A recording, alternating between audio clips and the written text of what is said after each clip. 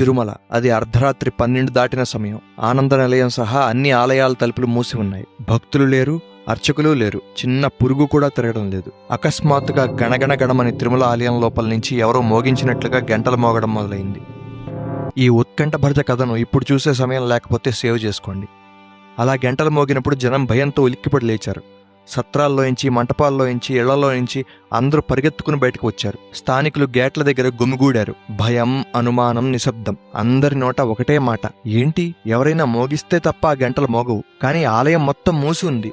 ఇది ఎలా సాధ్యం? లోపల ఎవరైనా చిక్కుకుపోయారా, లేక మరేదైనా జరుగుతోందా? కాసేపటి తర్వాత లోపల ఏమీ లేదని, తీవ్రమైన గాలి వలన ఆ గంటలు ఊగి ఉండవచ్చని అర్చకులు చెప్పారు. కానీ అదే వార్తతో మరో చేదు వార్త మోసుకుని వచ్చారు. అది స్వామివారి పూజా కైంకర్యాలకి ఉపయోగించే నీళ్లు పూర్తిగా అయిపోయాయి. అసలు తిరుమల కొండ మొత్తం నీళ్లు లేకుండా దాహంతో అలమటిస్తోంది.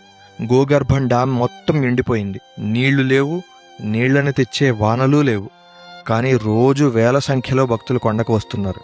స్వామివారి పూజలకి నీళ్ళనివ్వాలా, లేక స్వామి దర్శనానికి వచ్చే భక్తులకు నీళ్ళనివ్వాలా? నీళ్లు లేవు, కొండకి రాకండి అని భక్తులను ఆపేయాలా?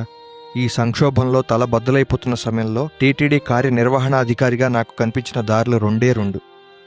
ఈ ఉత్కంఠభరిత కథలోని తదుపరి రీల్ని చూడటానికి మన పేజీని ఫాలో అవ్వండి. పూర్తి కథ కోసం దాసుభాషితం యాప్ని డౌన్లోడ్ చేసుకుని నాహంకర్త, హరికర్త శ్రవణ పుస్తకం వినండి. వివరాలు పిన్ చేసిన కామెంట్లో ఉన్నాయి. తిరుమలలో మీకు జరిగిన అనుభవాలను కామెంట్ చేసి చెప్పండి. మీ స్నేహితులకు కూడా ఈ కథ తెలియడానికి ఈ రీల్ను రీపోస్ట్ చేయండి.